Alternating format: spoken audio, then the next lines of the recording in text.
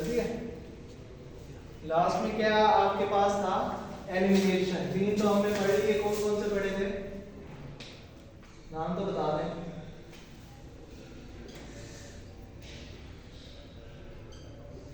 अल्लाह मियां की गाएं बताएं, अभी बताया है एब्जॉर्प्शन, डिस्ट्रीब्यूशन, मेटाबॉलिज्म, और लास्ट में क्या है, एलिमिनेशन। तो बताते कि नहीं हो, एलिमिनेशन। तो क्या है, अब हमारे पास हमने पढ़ा कि एक तो ड्रग हमने ली, पहले पहले क्या हुई कि इस प्रोसेस से वो गुजरी, किससे गुजरी, एब्जॉर्प्शन के ए से। उसके बाद वो क्या हुई, डिस्ट्रीब्यूट हुई, कहाँ पे, हमारे पूरी बॉडी में जहाँ जहाँ पे उसको जरूरत थी, साइट ऑफ एक्शन था। टिश्यूज में ब्लड जाएगा तो वो वहाँ पे भी डिस्ट्रीब्यूट करेगा, सेल्स में जाएगा तो वो वहाँ पे भी क्या करेगा, डिस्ट्रीब्यूट करेगा, किस चीज को, ड्रग को। अब उसके बाद क्या है, मेटाबॉलिज्म। मेटाबॉलिज्म में क्या होगा, जो हार्मफुल सब्सटेंसेस हैं उसको क्या कर देगा, लीवर आपका डिटॉक्सिफाई कर देगा। डिटॉक्सिफिकेशन क्या होती है, जिसमें हार्मफुल सब्सटेंस क्या बन जाए, हार्मलेस बन जाए। क्या बन जाए, हार्मफुल से क्या बन जाए, जो नुकसान दे रहा हो वो किस में कन्वर्ट हो जाए, हार्मलेस में। मतलब उसको कोई ज्यादा नुकसान नहीं है, क्या नहीं है आपके पास, डिसएडवांटेज उसकी नहीं है। क्लियर हो गया। तो ये तो हो गया मेटाबॉलिज्म तक। अब आते हैं हमारे पास नेक्स्ट टॉपिक कौन सा है, एलिमिनेशन। तो हमने क्या करना है, हमारी बॉडी का काम क्या था, ड्रग को लिया, उसने एब्जॉर्ब किया, साइट ऑफ एक्शन पे यूज किया, और लास्ट में क्या करना है, अब उसने एलिमिनेट करना है, उसको बॉडी से क्या करना है, रिलीज करना है या रिमूव करना है, मूव आउट करना है, आउट ऑफ द बॉडी। तो वो कैसे करेगी, कौन से ऑर्गन यहाँ पे मेन रोल परफॉर्म करेंगे, प्ले करेंगे, किडनी। उसके बाद आपके पास मेन ऑर्गन कौन सा होगा, किडनी। अब किडनी कैसे करेंगे, जो ड्रग आती है आपको पता है, जो आप फूड भी लेते हो तो वो क्या होता है, जितना आपको एनर्जी चाहिए वो सारी ब्रेक डाउन होके बाकी जो हार्मफुल सब्सटेंसेस होते हैं या जो वेस्ट सब्सटेंसेस होते हैं वो क्या हो जाते हैं, किडनी से एलिमिनेट हो जाते हैं। ऐसे होता है ना, ये कोई और तरीका है, वो कैसे एलिमिनेट होते हैं, तो किडनी में होते हैं आपके पास सबसे पहला कौन सा होता है, स्ट्रक्चर होती है ग्लोमेरुलस। नाम पढ़ा है, क्या होती है, ग्लोमेरुलस। क्या काम है इसका, जो आपके फ्लूइड आएगा उसको क्या कर देगा, ये फिल्टर करेगा। क्या करेगा, फिल्टर करेगा। तो इस प्रोसेस को क्या नाम देंगे, ग्लोमेरुलस फिल्ट्रेशन। तो इसमें क्या होगा, जो आपकी बॉडी को एक्स्ट्रा वाटर वगैरह या कोई भी आयंस चाहिए वो क्या कर लेगा, यहाँ से फिल्टर आउट कर लेगा। क्या कर लेगा, फिल्टर आउट। तो आपके पास कौन से फर्ज किया आयंस हैं, एक तो वाटर हो गया, उसके बाद जितने भी बड़े सब्सटेंसेस हो गए, मिल्क पार्टिकल, मॉलिक्यूल्स, वो क्या होंगे, फिल्टर आउट हो जाएंगे। तो वो वहीं पे रुक जाएंगे, बाकी सारा फ्लूइड क्या हो जाएगा, आगे पास आउट हो जाएगा। तो ग्लोमेरुलस के बाद आपके पास आता है, ये तो खत्म ही हो गया,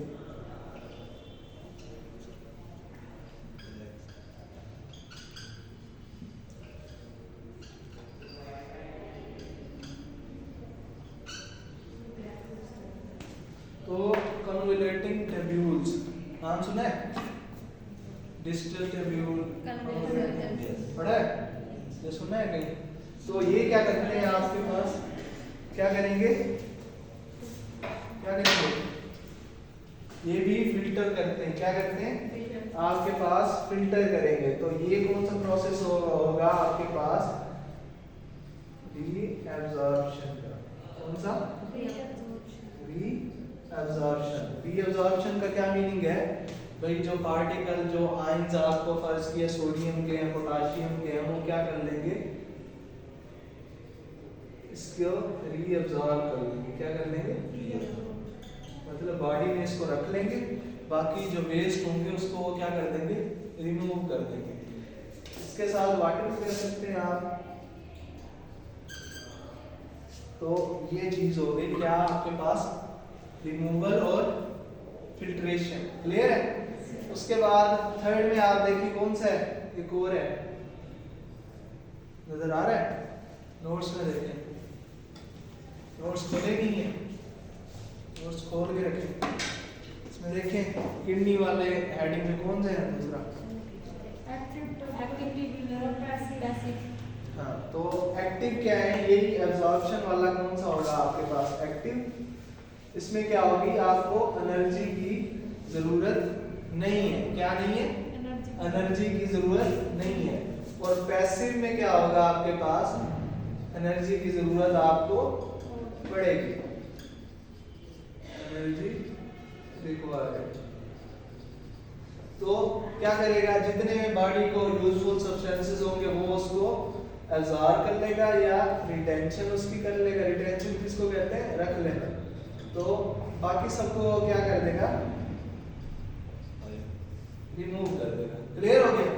तो ये तो था किडनी का फंक्शन। उसके बाद आपके पास क्या आते हैं, डिफरेंट और आते हैं ऑर्गन्स। कौन कौन से, लंग्स हो गया आपके पास, लीवर हो गया, और क्या है, जीआईटी हो गया, और बाइल हो गया। उसके बाद आपके पास स्वेट हो गया। तो ये सारे क्या करेंगे, स्वेट किसको कहते हैं, पसीने को।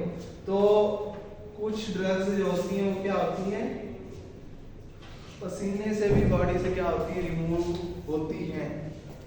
कुछ जो होती है वो लिवर उसको डिग्रेड कर देगा, डिटॉक्सिफाई कर देगा। कुछ जो है आपकी बाइल के जरिए, बाइल या जीआईटी होगा, उससे क्या हो जाएंगी, बॉडी से रिमूव हो जाएंगी। किसकी सूरत में, फीसिस की सूरत में या यूरिन की सूरत में। और कुछ जो होती हैं मिल्क आपके पास होता है, वोमेन का, प्रेग्नेंट जो औरतें होती हैं, मिल्क से भी क्या करती हैं, अपनी ड्रग रिमूव कर सकती हैं। इसीलिए कहते हैं कुछ ड्रग्स जो होती हैं वो प्रेग्नेंट औरत नहीं खा सकती, क्योंकि उससे बच्चा जो दूध पीता है उसमें वो क्या कर जाएंगी, चली जाएंगी। कौन सी ड्रग, जो कि बच्चे के लिए हार्मफुल हो सकती है।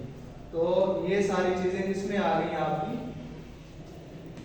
कौन सा प्रोसेस है, एलिमिनेशन। क्लियर है। सर टीयर्स के जरिए कैसे रिमूव होगी, कहां से, टीयर्स आंसू के जरिए कैसे रिमूव, तो आंखों में क्या होता है, पानी होता है, आपके इलेक्ट्रोलाइट्स होते हैं, तो वहां से भी क्या हो सकती है आपके पास। फर्स्ट किया आपके पास कोई ड्रग है, आंखों के ड्रॉप्स हैं, तो आपने आंखों में डाले, या कोई ऐसी दवाई ली जो कि क्या करती है, ब्लड में सर्कुलेट करती है। तो आंखों के आमी तो क्या होती हैं, कैपिलरीज होती हैं, ब्लड आता है ना आंखों में, ये नहीं आता। तो वहां से क्या होगा, ब्लड, आंख है फर्स्ट किया, उसके साइड में क्या है, सारी कैपिलरीज। तो आपने पढ़ा है कि जो ड्रग होती है डिस्ट्रीब्यूट किससे होती है, ब्लड से होती है। तो जब अब क्या है, यहाँ पे वेसल्स है सारी, उसमें क्या आपकी ड्रग पड़ी है, तो ये डिफ्यूज होके आंख में आ गई। तो आंख का जो पानी है, आप रोते हो या जब वो करते हो तो वो बाहर निकल सकती है कि नहीं निकल सकती, तो इसके अलावा कोई चीज समझ में आई हो, क्लियर है। चले आगे चलते हैं, हमारे पास सेकंड ब्रांच है उसकी, फार्माकोडायनामिक्स। तो क्या होगा, अभी आप लोगों ने बताया भी था, pharmacodynamic, the action of drug on body. पहले हम क्या पढ़ते रहे, सारा बॉडी का इफेक्ट होता था ड्रग पे। अब हमने क्या पढ़ना है, ड्रग का इफेक्ट क्या है बॉडी पे। तो फार्माकोडायनामिक्स,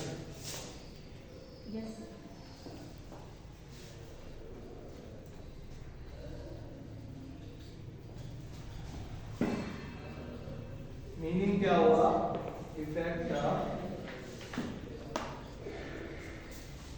ड्रग ऑन द हम कोई भी ड्रग लेते हैं उसका एक पर्पस होता है कि क्या पर्पस होता है, कोई भी हमें इरिटेशन हो रही है, कोई भी डिजीज है, तो उसके ट्रीटमेंट के लिए हम कोई ड्रग लेते हैं, यही पर्पस होता है ना। तो वही जो इफेक्ट होगा ड्रग का जिसके लिए हमने ली है, उसकी स्टडी को हम क्या कहते हैं, फार्माकोडायनामिक्स। क्लियर हो गया यहाँ तक। उसके बाद आते हैं, अब इसमें कुछ फैक्टर्स हैं।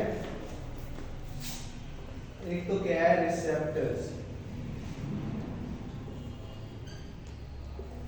रिसेप्टर्स क्या होते हैं, किसी को कोई आइडिया?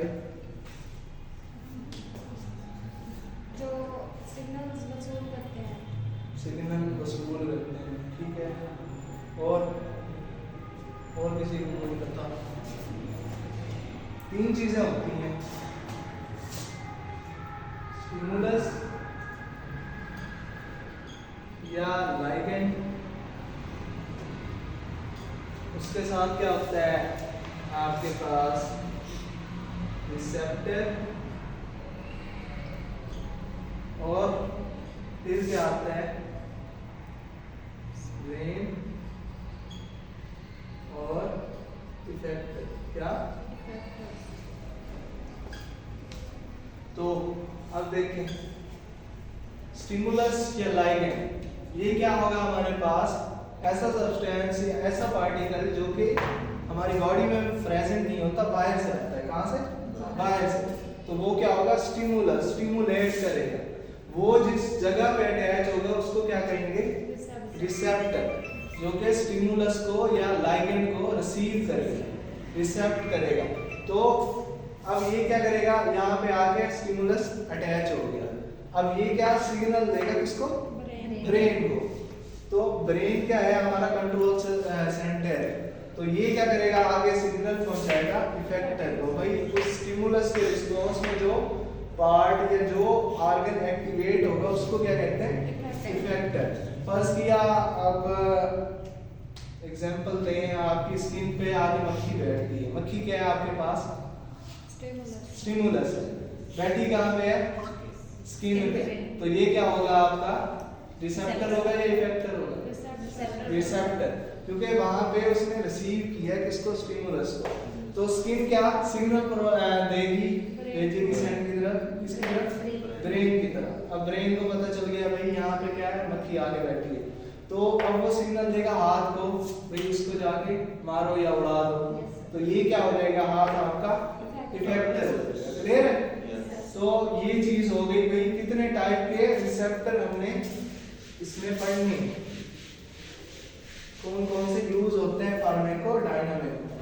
तो ये हो गया एक तो रिसेप्टर्स। उसके बाद क्या है, फर्स्ट सेकंड आपके पास क्या है, dose response. Dose response relationship. तो ये क्या होगा, ग्राफ होगा जिसमें हम चेक करेंगे भाई कितनी डोज देनी है और उसकी वजह से रिस्पॉन्स हमारी बॉडी में कितना है। तो ये हम चेक करने के लिए क्या फैक्टर देखेंगे, डोज रिस्पॉन्स। उसके बाद थर्ड है हमारे पास पोटेंसी एंड एफिकेसी। क्या? Efficacy, potency and efficacy. तो अब पोटेंसी क्या होती है, मिकदार। और कोई आइडिया? पोटेंसी ड्रग की ऐसी कंसंट्रेशन होती है जो कि क्या करती है, थेराप्यूटिक इफेक्ट काज कर दे। भाई मिनिमम कंसंट्रेशन रिक्वायर्ड टू क्या, इंड्यूस अ थेराप्यूटिक रिस्पांस।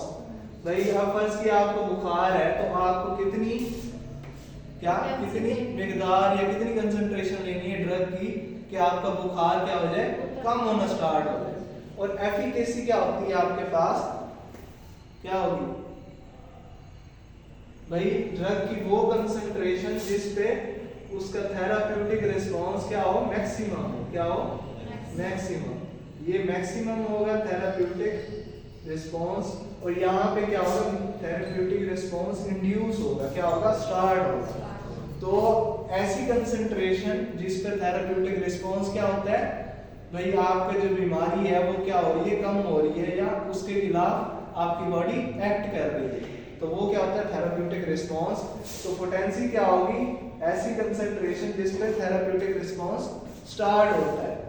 और ये क्या होगी एफिकेसी, भाई ऐसी कंसंट्रेशन जो कि क्या है, क्या होगी मैक्सिमम थेराप्यूटिक रिस्पांस दे। तो फर्ज किया आपको बुखार है तो आपने पैरासिटामोल ली, ठीक है। फर्ज किया आपके पास 2 mg जो है, जब ये लोगे पैरासिटामोल तो क्या हो रहा है, आपका फीवर कम हो रहा है, कम होना स्टार्ट हो गया। तो ये 2 mg जो होगी वो क्या होगी आपकी पोटेंसी। और एफिकेसी क्या होगी, अगर 5 mg लेते हो तो आपका फीवर बिल्कुल क्या हो जाता है, खत्म हो जाता है, बिल्कुल खत्म हो जाता है। और दूसरा क्या, अगर इससे अगर आप ज्यादा लेते हो तो वो क्या हो जाता है, ओवरडोज हो जाता है। क्या हो जाता है, ओवरडोज। भाई अगर 5 से अगर ऊपर जा रही है, एफिकेसी से ऊपर जा रही है, तो आपका थेराप्यूटिक इफेक्ट अब नहीं होगा, क्योंकि ड्रग क्या हो गई है, ओवरडोज हो रही है। क्योंकि अब बॉडी क्या करेगी, उस ड्रग के खिलाफ रिस्पॉन्स करना ही बंद कर देगी, उल्टा नुकसान होना स्टार्ट हो जाएगा।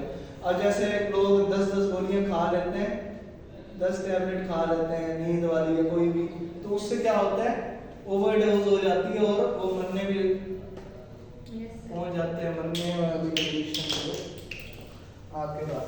तो ये हो गया आपके पास पोटेंसी और एफिकेसी। क्लियर है, कोई इश्यू इसमें?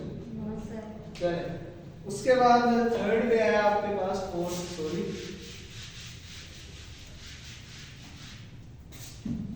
टॉलरेंस।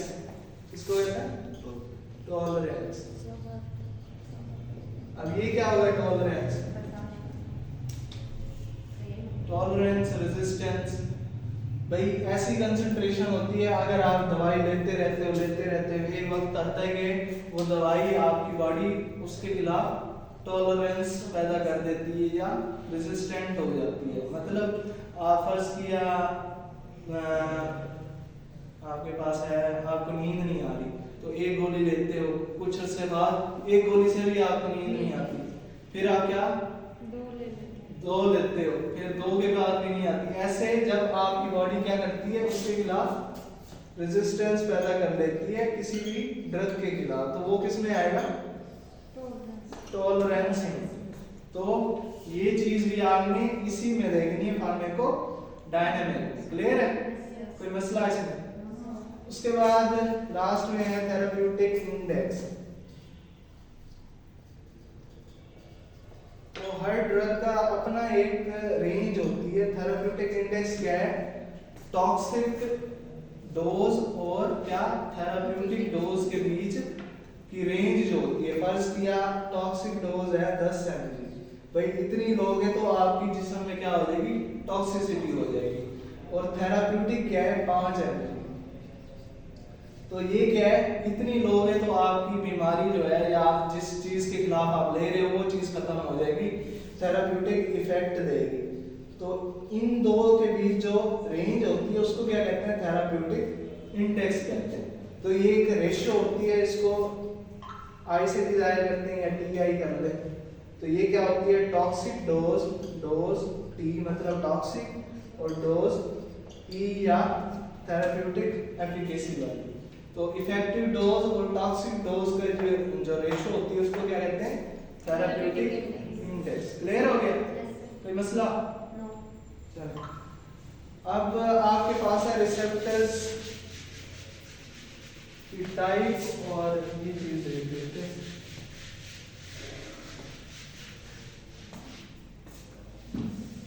तो क्या है, रिसेप्टर है और आपके पास क्या है, ड्रग है।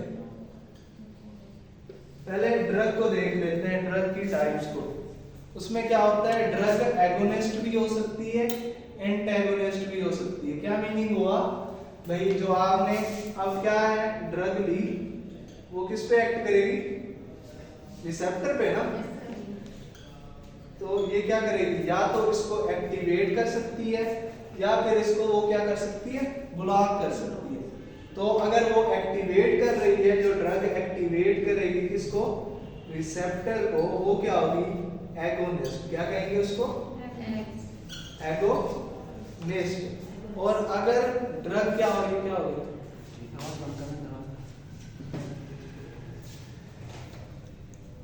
अगर तो क्या कर रही है, उसको ब्लॉक कर रही है आपके रिसेप्टर को, तो वो क्या हो जाएगी, एंटागोनिस्ट। क्या हो जाएगी, एंटागोनिस्ट। क्या मीनिंग हुआ, अब कोई रिसेप्टर अगर उसकी कोई नॉर्मल फंक्शनिंग हो रही है, फर्स्ट की एक रिसेप्टर है, वो क्या करता है, नींद को इंड्यूस करता है। कौन सा, गाबा। कौन सा रिसेप्टर, गाबा। ये वो वाला नहीं, गाय वाला नहीं। सराइकी कौन है आप में से, तो ये कभी देखा है गाबा, किसको कहते हैं, गाय बछड़े को। तो सराइकी में कहते हैं, उर्दू में।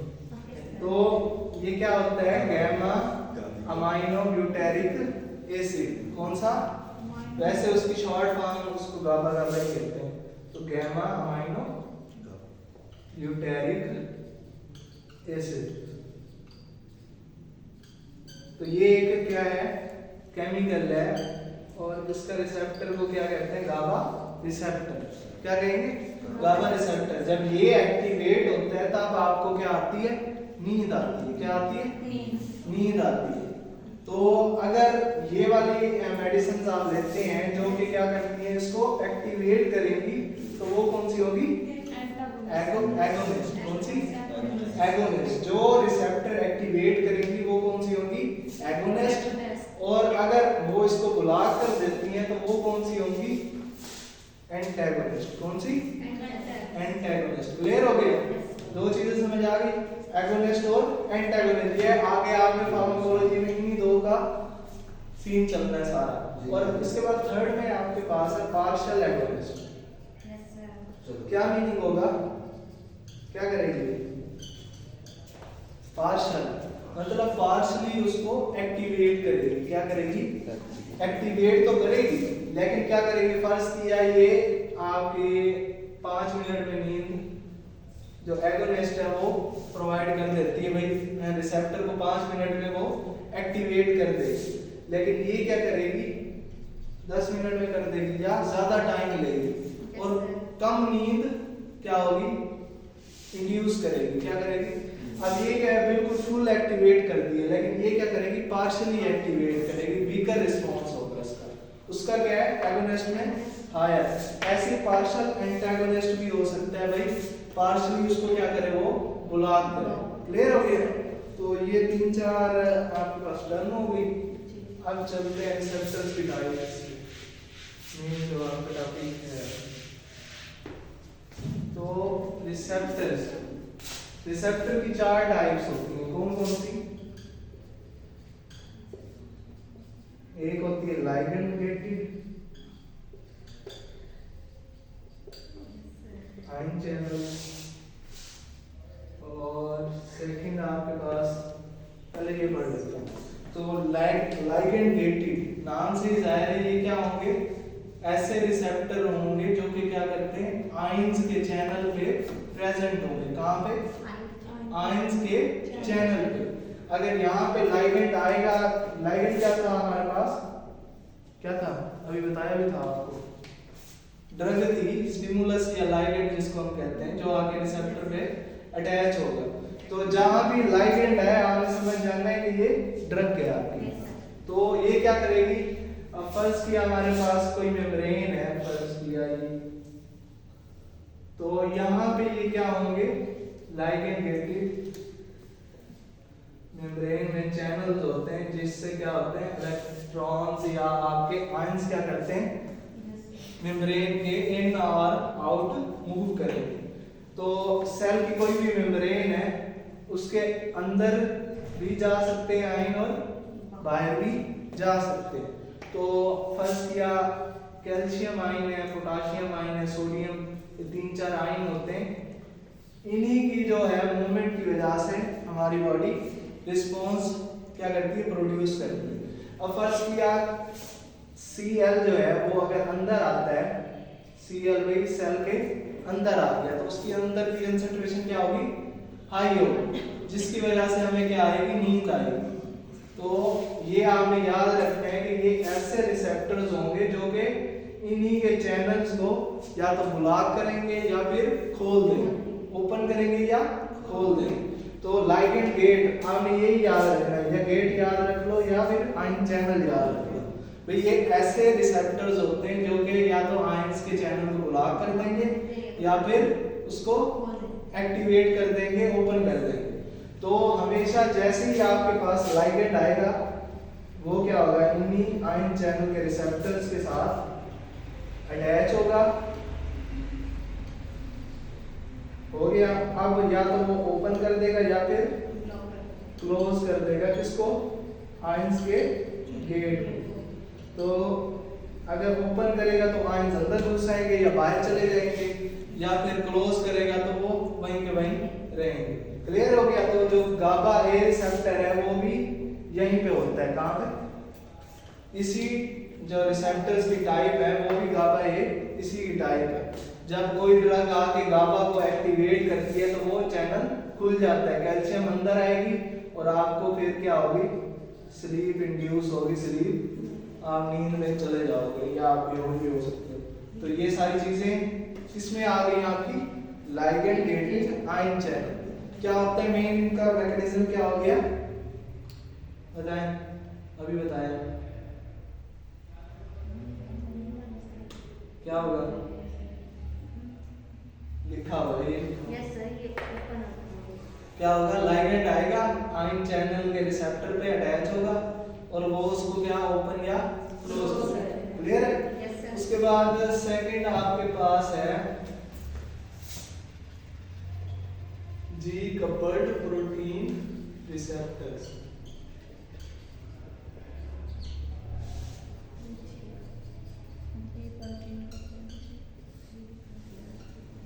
तो ये क्या होंगे आपके पास, ऐसे रिसेप्टर होंगे जो कि प्रोटीन के साथ क्या होंगे, अटैच होंगे, कपल्ड में होंगे, मतलब दोनों अटैच होंगे। वहां पे क्या है, वो गेट है, वो मेम्ब्रेन पे अटैच है रिसेप्टर्स है।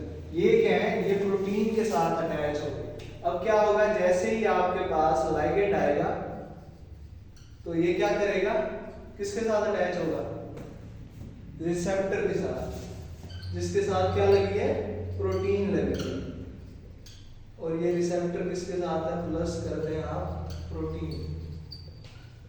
तो जैसे आया, अब ये ऐसी प्रोटीन है जिसके सब यूनिट होंगे, क्या होंगे, सब यूनिट, मतलब क्या हो गया, छोटे छोटे इसके पार्ट बने होंगे। अब उन सब यूनिट को क्या कहते हैं, अल्फा, बीटा, गामा कर ले आप, ये क्या होंगे उसके सब यूनिट होंगे। अब जो लाइगेंड आएगा वो इन्हीं सब यूनिट को क्या करेगा, या तो एक्टिवेट करेगा या फिर उसको क्या कर देगा, ब्लॉक कर देगा।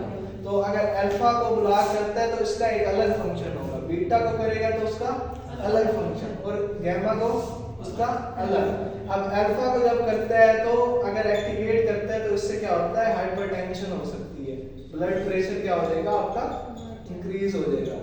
अल्फा रिसेप्टर मैक्सिमम टाइम कहां पे होते हैं, आपकी ब्लड वेसल्स पे, कहां पे, ब्लड वेसल्स पे।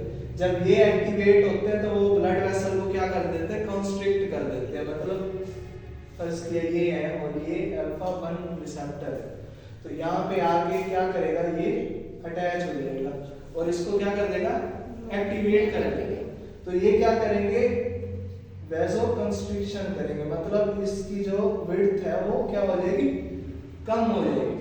वेसो कंस्ट्रिक्शन और वेसो डायलेशन क्या होती है, कंस्ट्रिक्शन में क्या होगा, आपकी ब्लड वेसल खुल जाएगी, सॉरी वो हो जाएगी, सिकुड़ जाएगी, कंस्ट्रिक्ट हो जाएगी, और वेसो डायलेशन क्या होगी, जिसमें ब्लड वेसल आपकी डायलेट हो जाती है। ट्यूब की एग्जांपल ले ले, पानी की ट्यूब है, अगर आप उसका मुंह बंद कर देते हो या उस पर जोर देते हो तो पानी का प्रेशर क्या होता है, ज्यादा होता है ना, कि नहीं, कभी किया है आपने, चेक किया या नहीं। तो जब आपके पास कोई पानी की ट्यूब होती है, आप उसको क्या करते हो, उस पर जोर लगाते हो, फोर्स लगाते हो, तो पानी क्या होता है, क्योंकि उसको एरिया कम हो जाता है, उसकी विड्थ कम हो जाती है, तो उसका प्रेशर क्या होता है, वो ज्यादा हो जाता है। और अगर आप उसका हाथ हटा देते हैं तो प्रेशर कम हो जाता है, वॉल्यूम ज्यादा हो जाता है पानी का, ऐसा होता है ना। ऐसे ही हमारी ब्लड वेसल है, अगर वो वैसोकंस्ट्रिक्शन होती है तो वो क्या हो जाएगा, पानी पानी नहीं, यहाँ पे तो ब्लड होगा ना, तो ब्लड क्या होगा, उसको जगह कम मिलेगी तो वो ज्यादा प्रेशर के साथ जाएगा, ब्लड प्रेशर क्या हो जाएगा आपका इंक्रीज हो जाएगा। और अगर आप वैसोडाइलेशन करते हो तो क्या हो जाएगा, ब्लड प्रेशर डिक्रीज हो जाएगा। समझ आ गई? तो हमने क्या कहा, यहाँ पे अल्फा रिसेप्टर थे, ड्रग आई, उसने क्या किया, वैसोकंस्ट्रिक्शन की, तो क्या होगी, हाइपरटेंशन। हाइपरटेंशन में क्या होता है, ब्लड प्रेशर हाई होता है, ऐसे होता है। अगर बीटा पे एक्ट करते हैं तो बीटा कहाँ पे होते हैं, आपके हार्ट पे, कहाँ पे, तो हार्ट के मसल्स होते हैं बीटा। तो ये क्या करते हैं, जब बीटा पे एक्ट करेगा तो हार्ट की वो क्या कर देंगे, आउटपुट को बढ़ा देंगे, मतलब हार्ट ज्यादा से कंट्रैक्ट करेगा और फिर क्या होगा, आपका ब्लड प्रेशर भी क्या हो जाएगा, बढ़ जाएगा। तो अगर ये तो हो गए कौन से, एगोनिस्ट, ऐसे है ना, एगोनिस्ट जो एक्टिवेट करते हैं। अगर एंटागोनिस्ट आ जाते हैं यहाँ पे तो ये क्या करेंगे, अल्फा ब्लॉकर को क्या कर देंगे, ब्लॉक कर देंगे, जिससे क्या होगी, वेसोकंस्ट्रिक्शन अब नहीं हो पा रही, वेसोडाइलेशन हो जाएगी। तो इससे क्या होगा, जो ब्लड प्रेशर बढ़ा हुआ है वो क्या हो जाएगा, कम हो जाएगा, बीपी कम हो जाएगा। हाइपरटेंशन से अब क्या हो जाएगी, हाइपोटेंशन, हाइपोटेंशन। ऐसे ही ब्लड का बीटा ब्लॉकर्स अगर लगाते हैं तब भी क्या होता है, हार्ट का रेट कम हो जाएगा। क्लियर है? तो ये हो गए जी कपल्ड प्रोटीन रिसेप्टर्स। क्लियर हो गए भाई, इनमें सब यूनिट होते हैं अल्फा बीटा गामा। तो ये आपने याद रखने हैं भाई, जैसे लाइगेंड आएगा ये इन सब यूनिट प्रोटीन के जो सब यूनिट होंगे जो कि इसके साथ अटैच होंगे उसको क्या कर देगा, एक्टिवेट या ब्लॉक कर देगा। अब थर्ड में हमारे पास आता है, देखिए कौन सा है थर्ड वाला,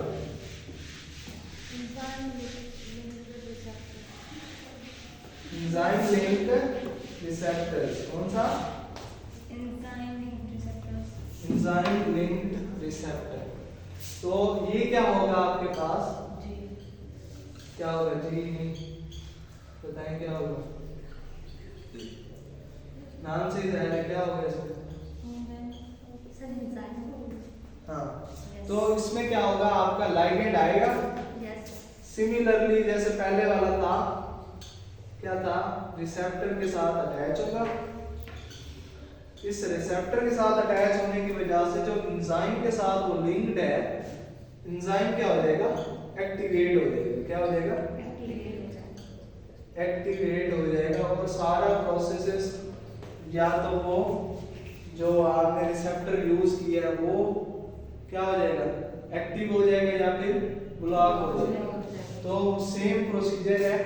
और इसकी एग्जांपल आते हैं स्टेरॉइड हार्मोन्स या स्टेरॉइड्स आप लेते हैं। स्टेरॉइड्स का पता है, डेक्सामेथासोन, कभी सुना ना, डेक्सामेथासोन एक मेडिसिन।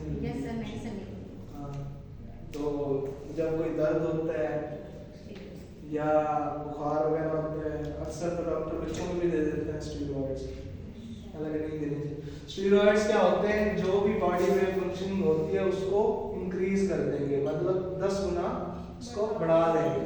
अब फर्ज की आपको बुखार है तो एक पैरासिटामोल से अगर वो एक दिन में सही हो रहा है तो ये क्या करेंगे, स्टेरॉइड अगर लेंगे तो वो 2 घंटे में सही कर देंगे। तो इसका ये काम है कि बॉडी की नॉर्मल फंक्शनिंग को इतना इंक्रीज कर देते हैं कि बॉडी के लिए नुकसानदेह हो जाते हैं। मैक्सिमम टाइम अगर आप ज़्यादा लेते रहते हो तो आपके ऑर्गन डैमेज हो जाते हैं। तो ये चीज़ है। अब अगर स्टेरॉइड्स लेंगे तो ये क्या करेंगे, रिसेप्टर साथ अटैच होंगे और फिर क्या कर देंगे, एंजाइम को एक्टिवेट, या तो वो नॉर्मल फंक्शनिंग में काम देंगे या फिर उसको क्या कर देंगे, नॉर्मल फंक्शनिंग को अगर वो ज़्यादा हो रही तो उसको ब्लॉक कर देंगे। क्लियर है, कोई मसला? और लास्ट में क्या है, इंट्रासेलुलर। अब ये क्या होंगे, इंट्रासेलुलर रिसेप्टर। इंट्रा का मीनिंग क्या होता है, सेल के अंदर, तो ये क्या होंगे, साइटोप्लाज्म में रिसेप्टर पड़े होंगे। कौन से? सेल के साइटोप्लाज्म। लाइगेंड आएगा, ये हर दफा आ ही जाता है। तो ये क्या करेगा, आपके जो साइटोप्लाज्म में रिसेप्टर्स होंगे उनको क्या कर देगा, अटैच हो जाएगा उनके साथ। जी। ये अटैच होके कहाँ जाएंगे, न्यूक्लियस में, सेल के न्यूक्लियस में। इनको न्यूक्लियर रिसेप्टर भी कहते हैं। कौन से? Nuclear receptor. न्यूक्लियस में जाएगा, वहां पे जो डीएनए है उसको क्या करेगा,